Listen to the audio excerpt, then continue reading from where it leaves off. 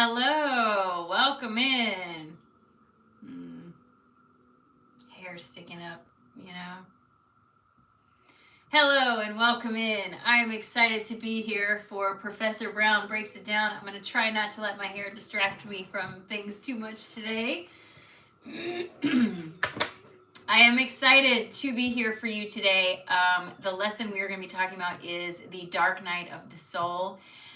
This morning in meditation, I was actually planning to do a different lesson, and this morning in meditation, it came out that this is the lesson that needed to be given. I think the reason for that is we've had so many waves of awakening that I imagine there's a lot of people waking up right now, and that the dark night of the soul is something a lot of people are going to be going through. Especially in the upcoming weeks to months. So we're going to talk about it today. I'm going to talk about where the idea originated, where it came from. We're going to talk about how to help yourself during that time. Hello, Ms. Meta. Good afternoon. How to help yourself during that time and all those sorts of things. Hello, Randy. Welcome in. So I am really, really looking forward to it. I am going to give it a few minutes until like 1:05, and then some more people will be here in the space with us, and we'll have more people.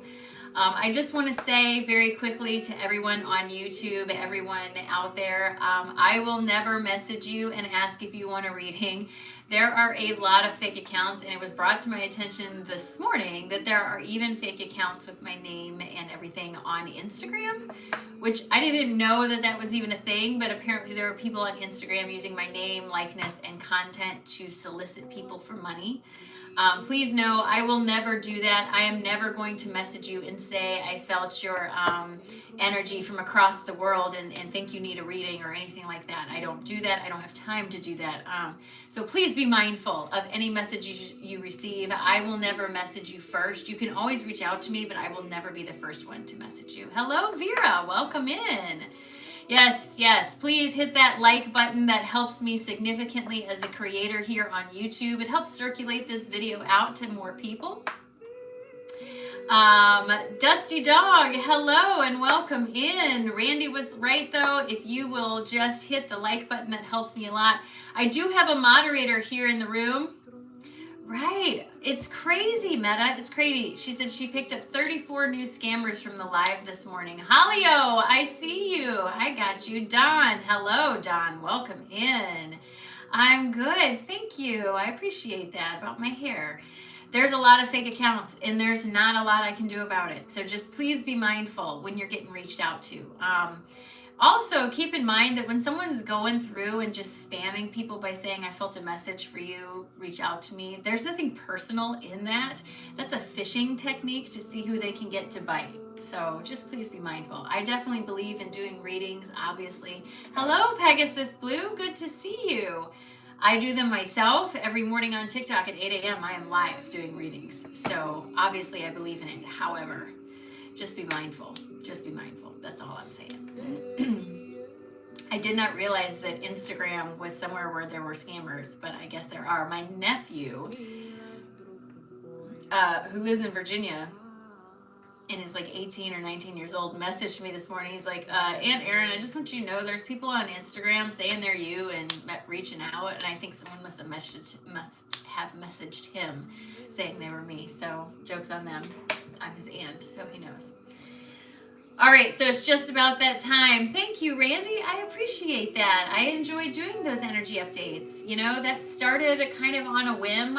For a year, I kept track of how I felt in relation to what the graph looked like. And it really correlated. And so I thought, I got to share that with people. So it's pleasantly surprising to me that so many people resonate with what I say. It makes me very, very happy to be able to do that. All right, you guys, so we're going to start our lesson today. We're going to talk about the dark night of the soul. This is definitely a journey of transformation and awakening. I have created this lesson today myself, written all this myself, so this is for you. Yes, thank you, Randy. I appreciate you. Hello from Indiana. I appreciate that. Thank you. Dark nights of the soul aren't easy. There's no simple way for me to tell you that. They're not easy. but they are incredibly, incredibly helpful on a spiritual journey. It's also impossible to move forward on a spiritual journey without experiencing a dark night of the soul of some kind. Not everyone goes through very intense ones. Some people go through smaller, lighter ones that are spaced out. Some people have intense ones. It just depends on you and what you're doing. Good afternoon. Hello, Christina. I'm so glad you're here. Just starting out. All right, so hello from California, Kendrick. Welcome in. I'm so excited that you're here. Happy to have you. If you have questions, if any questions come up during anything I'm saying, write them down. Please write them down, because at the end of the lesson, I will answer any questions you have about this that you put into the chat that I am able to answer for you. I will 100% be the first person to tell you I don't have the answer to something, but if I have the answer or insight, I'm happy to offer it to you. The problem is if I'm in the middle of reading what I wrote and you put your question up, I get distracted, then I lose my place. So I'm going to read this. Hello, good afternoon. I can't quite see your name, Thurman. Good afternoon. So I'm going to read the lesson, but write your questions down, because at the end of the lesson, I will open the floor up to any questions. And the best part about doing this with a group of people is if I don't know the answer, maybe somebody else does, and that's very exciting. Very exciting. All right, so here we go. So we're going to talk about the dark night of the soul, a journey of transformation and awakening. All right, so good afternoon, everyone. I'm so excited that you're here with me today. Hello, Candace. Thank you for joining. Today we're going to delve into the profound and transformative concept of the dark night of the soul. This term, which resonates deeply within spiritual and psychological circles, often becomes somewhat of a buzzword, representing a period of intense personal transformation, a spiritual crisis that brings about significant growth and awakening. The phrase, dark night of the soul, the actual phrase, originates from the writings of the 16th century Spanish mystic and poet, Saint John of the Cross. In his poem, La Noche Oscura del Alma, St. John describes the soul's journey through darkness and suffering, ultimately leading to union with the divine. This concept gained traction in American thought throughout the Transcendentalist movement in the 19th century, where figures like Ralph Waldo Emerson and Henry David Thoreau explored similar themes of inner turmoil and spiritual rebirth. Through my work with clients and personal experiences, I've noticed that the dark night typically follows an initial awakening experience, sometimes beginning shortly after that. If the awakening was gentle rather than disruptive, the dark night may occur later on. This experience is often marked by a profound sense of disconnection and despair, signifying the realization of a broader reality than previously perceived. Similar to the movie The Truman Show, where the protagonist discovers a world beyond his known reality, this phase shifts one's perspective on life. It may feel like a spiritual depression where familiar beliefs and comforts dissolve, leaving one in a state of existential uncertainty and confusion. However, this period is not the end, but a transformative journey, shedding old patterns to prepare for a higher consciousness and enlightenment. I am getting so tongue-tied right now. Welcome in, everyone. So glad you're here. The duration of the dark night of the soul varies for each individual and is influenced by the extent of unlearning required for personal growth. Those deeply rooted in spiritual beliefs, such as a religious upbringing, may find it challenging to embrace new spiritual concepts compared to others. Similarly, individuals who have long perceived themselves as limited or inferior, constantly comparing themselves to others, may struggle to break free from these habits, experiencing setbacks along the way. The key is to not give up, remembering that the practices of introspection you have taken on will lead you to greater understanding. In contemporary spirituality, the dark night of the soul is often viewed as a necessary part of the awakening process.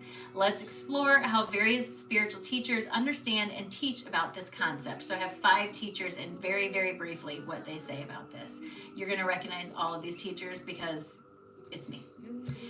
So, first of all, Ram Dass, a prominent spiritual teacher, emphasizes the importance of embracing suffering as a teacher. He suggests that the dark night of the soul is a crucial part of the spiritual journey where one must let go of ego attachments and surrender to the process of transformation. Through the teachings of Abraham, Esther Hicks advises that during such challenging times, one should focus on reaching for thoughts that feel slightly better, gradually climbing the emotional scale. This perspective encourages trust in the process and maintaining faith that the universe is guiding one toward greater alignment. Dr. Joe Dispenza, known for his work on the mind-body connection, explains the dark night of the soul as an opportunity to break free from the past. He teaches that by changing our thoughts and emotions, we can rewire our brain and create a new reality, moving from a state of survival to one of creation and enlightenment. The teachings of Buddha highlight that suffering is an inherent part of life, but it also serves as a path to enlightenment. The dark night of the soul can be likened to a deep meditation where one confronts illusions of the self, ultimately leading to a state of nirvana, a state of liberation and bliss. In my own journey and search for answers, I've come across many tools that have helped me. As many of you already know, I'm a huge reader, and so books have been one of the biggest tools for me.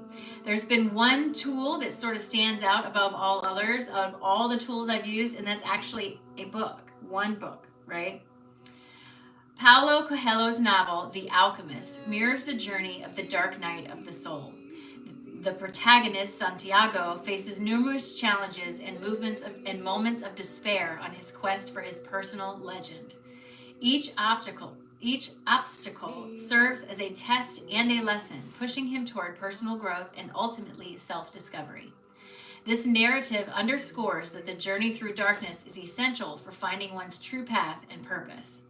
The thing I will say about this book is when you discuss it with others who have read it while on their spiritual journey, you will discover that everyone who reads it gets something different from the material.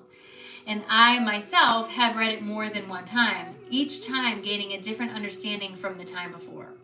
I have found it to be powerfully reflective and always suggest it as a reading for those on the awakening journey, but specifically for those who are dealing with their own dark night.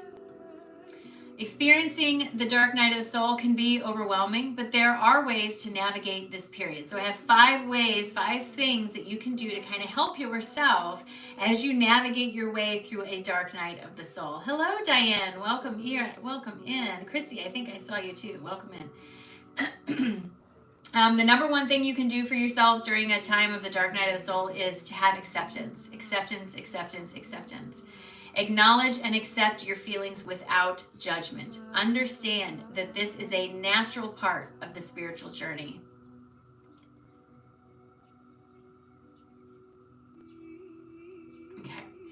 Number 2, self-reflection. Engage in practices such as journaling, meditation, or contemplative prayer to gain insights into your inner world, whatever works for you.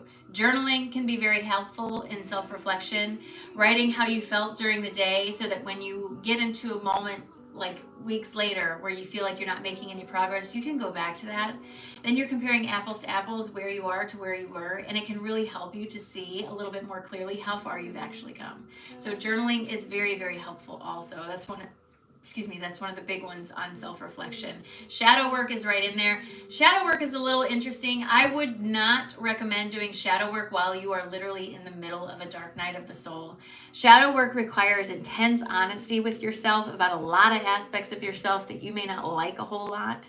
So I do not recommend doing shadow work when you already are struggling with your self-esteem or struggling to feel good. When you're really having to work to find those happy moments, that is not a time for shadow work. Unfortunately, shadow work is best done when you're feeling pretty good about yourself, when you have a pretty good self-esteem, because you can go at it optimistically and look at it as I'm working on this instead of this is something that I'm being told is wrong with me, that sort of thing. So I wouldn't recommend shadow work during this time, but it can be helpful once you've come out of the dark night. Just FYI. Number 3, seek support. This is a big one. I always encourage people. It's very easy for those of us on a spiritual journey, and the most common thing I hear from people is that they feel alone during this time. I promise you, you're not alone. I promise there are many more people going through this than you think. If you could just expand where you look for commonality with people, instead of only talking to the same people you always talk to, expand your borders of who you actually reach out to a little bit. I have found social media, TikTok, YouTube, Instagram, to be incredibly helpful. Thank you, Nick. To be incredibly helpful, because you're connecting with people from all over the world experiencing similar things. So seeking support is so very important. Reach out to spiritual mentors, therapists, support groups, social media groups, good friends, new friends, crystal shops. All of these people are just there waiting to be of assistance to you. Sharing your experience can provide a deep sense of comfort and guidance in helping you feel like and understand, not just feel like you aren't alone, but you actually understand you are not alone, and you don't have to do this alone, and you're not crazy, okay? Number 4, self-care. Prioritize physical and emotional self-care. Ensure you are getting enough rest, nutrition, and engaging activities that bring you joy and peace. It can be very easy during a dark night to kind of get couch locked or sucked into that feeling of, I just don't want to do anything. Sometimes you have to be the one that pushes yourself just a little bit beyond what you normally would. Make yourself get up and go for a walk on a nice day. I guarantee you'll feel better after. I'm not telling you to walk a marathon, but I'm saying go around the block, do something. Get some sun on your face, put your feet in the grass, do something to recenter yourself, and just give yourself permission to take 5 minutes here and there to just breathe and be for yourself. You don't always have to be doing everything for everybody else. And if you are someone who's who's used to constantly working towards a goal like me, I'm used to have been in healthcare where I had this many patients and this much time and I got to get it done and hurry. When you go from that to trying to take care of yourself, it takes time to decompress that. Please hear me when I say it will drive you crazy at first, and it may make you feel even slightly unmotivated when you feel like you don't have a goal you have to reach. But the idea is not to work yourself to death, but yet allow yourself to expand by being who you are and just opening up. And never underestimate the value of just being still during this time, okay? Number 5, patience. Patience. Everybody's favorite cuss word. Trust the process and be patient with yourself. Transformation takes time, and each step, no matter how small, is significant. I say this a lot. Even baby steps are steps. So please don't discount your journey because you feel like it's not fast enough or strong enough or whatever enough. Don't compare yourself to anyone else. Everybody's journey is very different, okay? It's very important to remember that the dark night of the soul is not a one-time event. Throughout our lives, we may encounter varying degrees of this experience as we continue to evolve. Each period of darkness offers a new opportunity for growth and deeper understanding.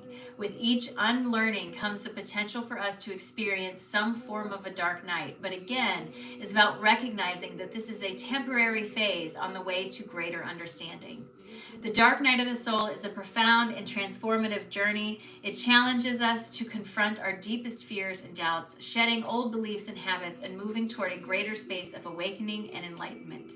By understanding and embracing this process, we can navigate through the darkness with faith and emerge into the light transformed and empowered. So that is the lesson on Dark Night of the Soul. So I am happy to open up the comments to any questions you have about the actual experience of Dark Night of the Soul or anything like that. I'm just going to look back in the comments a little bit and see what I missed. Hello, Wade. How are you? Good to see you, Nixon. Diane, good to see you. Chrissy, I knew I saw you come in here. Hello, Diane. 11:11 there in Arizona. Right on time. Perfect, Wade. Addie, we're not doing that. Hi, Chrissy. Hello. Heather says, I have been in a dark night about a year now. It goes up and down. Referring back to my journal reveals that I've been in a loop for years.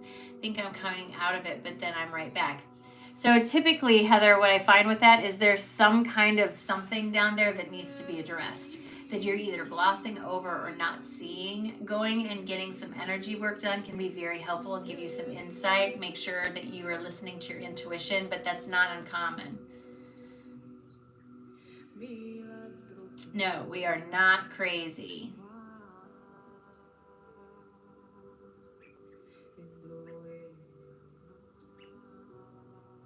No, so Diane, it's okay. Shadow work is something that needs to be done when you're in a relatively good place with yourself. It requires a lot of deep honesty, especially about stuff you don't necessarily like about yourself.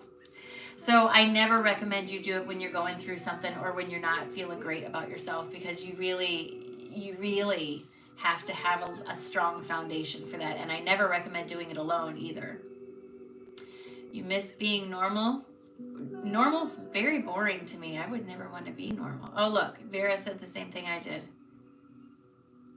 Yes, sharp words are like a sharp sword. Take a breath before you respond. I love it, Wade.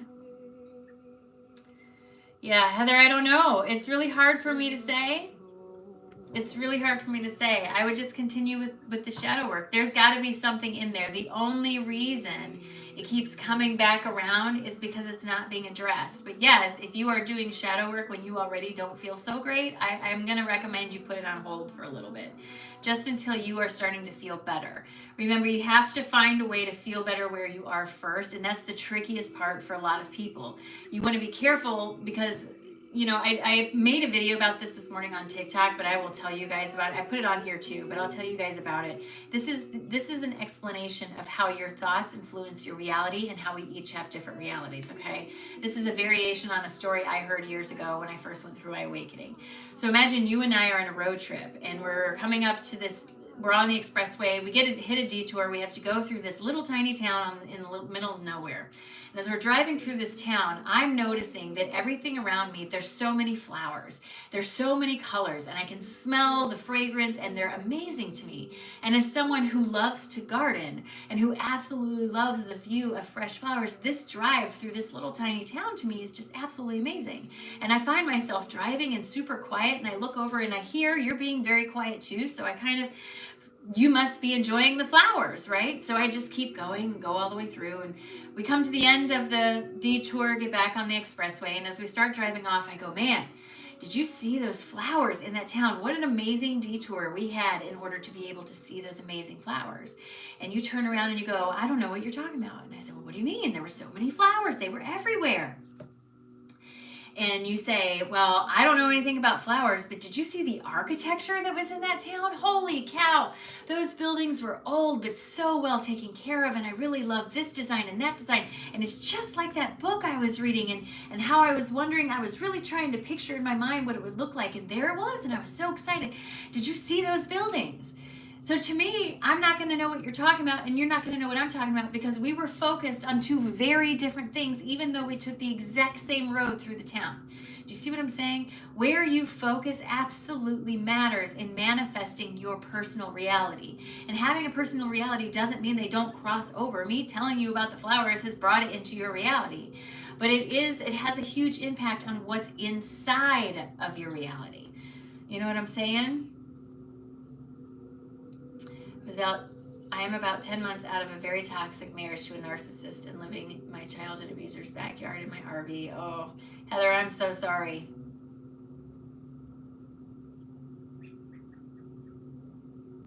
Because, all right, so neck bone, I believe that doing light work is meditation.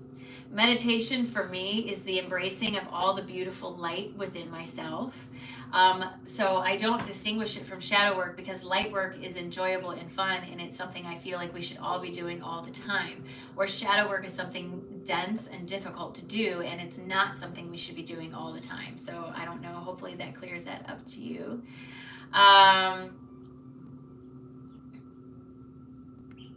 Yes, loneliness, Trish.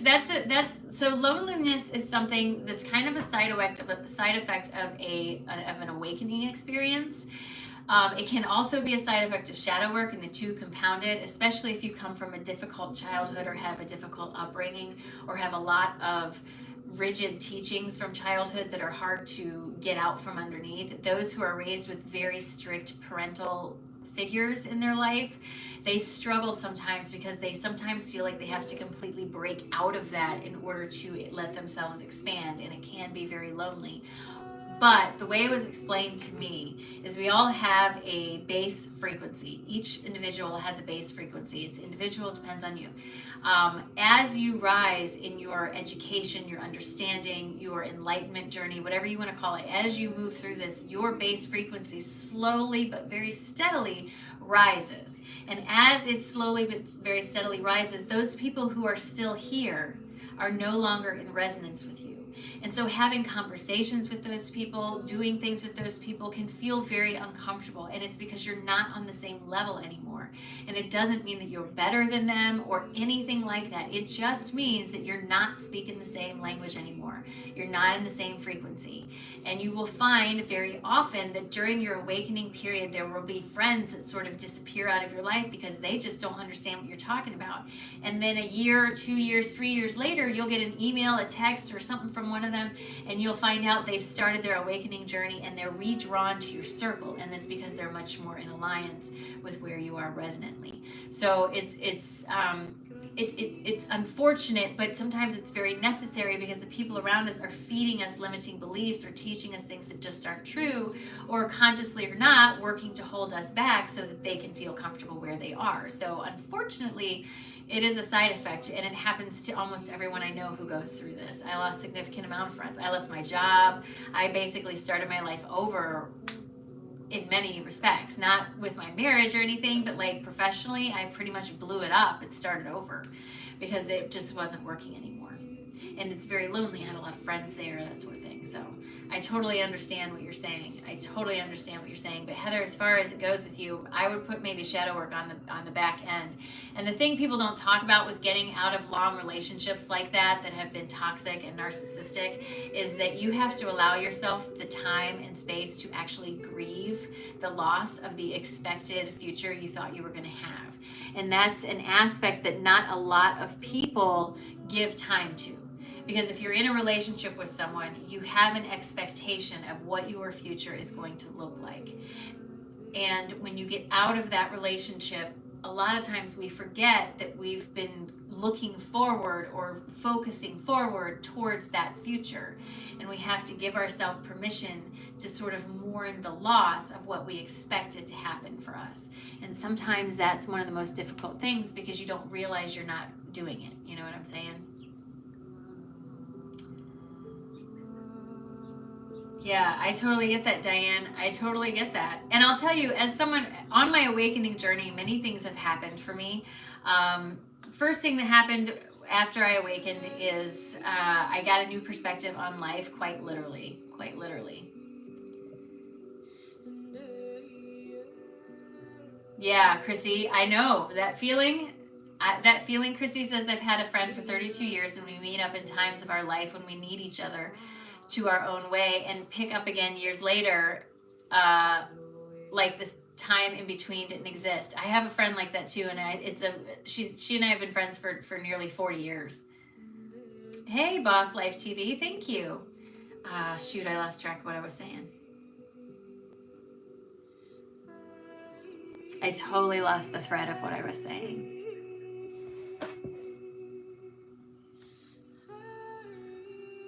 I don't know.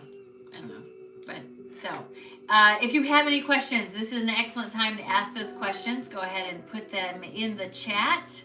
Dark night turned into insatiable thirst for knowledge, now feeling back in the rut after feeling light for months. Yeah, so no, Chrissy, girl, it's not your fault. It's my fault. Forget it. I very much believe if I was meant to say it, I'll remember. I'll say it. So awakening experiences, also something to remember. Dark nights of the not doing shadow work when you are down. Yeah, that's not a good thing. Don't want to do that for sure. Awakening experiences, people think it's supposed to be like this. And that's exciting to think that we're always doing that, but it kind of is more like this, right? So there are periods where you feel like you're going up a hill and you're fighting really hard. Then there are periods where you feel like you're coming down and things, the momentum is crazy. And then you'll feel like you're sort of stuck for a little while and you're not going anywhere. And then you start going back up that hill. This is a very, very, very common pattern that I see with everyone in everyone's energy. Very much this feeling of this, but always moving in this direction, just kind of more like this than a straight line. The key is to be patient with yourself and remember that each downswing is higher than the last upturn that you had. So you're always moving forward. Always moving forward. Oh, thanks. Yes, mourning the loss of what we were experiencing is what you were talking about, Sister. Yes, it's like letting go of the expected future you thought you'd have. And it can be hard to do that. It can be. All right, you guys, it has been 30 minutes. Thank you so much for being here with me today. I appreciate it. Please remember, if you are in that, if you are in the shadow work group, if you are a paying member here on YouTube and are in the shadow work group, we are meeting tonight at 7 p.m. Central Standard Time. That is a paying members only group. If you would like to share your shadow work exercise with me, you can always email it to me and I can do it for you anonymously. What did that say? What's the best advice you have to someone who is about to be broken up with and that has no say in the breakup despite their love for the other? That's a very difficult one, but I'll have to tell you, if you already don't have control, the worst thing you can do is try to control it. It's unfortunate. And I'm sorry that you have to experience that, but if you are trying to force it or make it happen, do you really want to be with someone that you're forcing to stay with you? And try to look at it like maybe this is something that needs to happen for you rather than to you. You have the choice. You can be in victim mode or not. It's up to you. The biggest lesson I learned during the dark times is to allow it. Feel it though it feels like chaos. Trust that it will work out in your favor. It's so hard to be impatient in the dark moments. 100%, Candace. I couldn't agree with you more. So Diane asks, what is the best things I could be doing in my journey right now to stay on track? So let me tell you, for everyone, I very much subscribe to what Bashar says because I have literally seen it acting in my life. Follow your greatest passion to the best of your ability for as long as you can. That is what is going to lead you forward. Your greatest gifts lie where your passions are found. That is something I have found very true over and over and over and over again. So you have to give yourself opportunity and permission to follow your passion, whatever it looks like, with having no tie to how it's going to work out. To stay positive no matter the outcome of the situation helps you receive whatever it is you need to learn or gather from that experience. So I very much subscribe to what Bashar says. Follow the thread of your greatest passion for as best you can for as long as you can and allow it to lead you forward. That's what I've done, and it's changed my life for the better.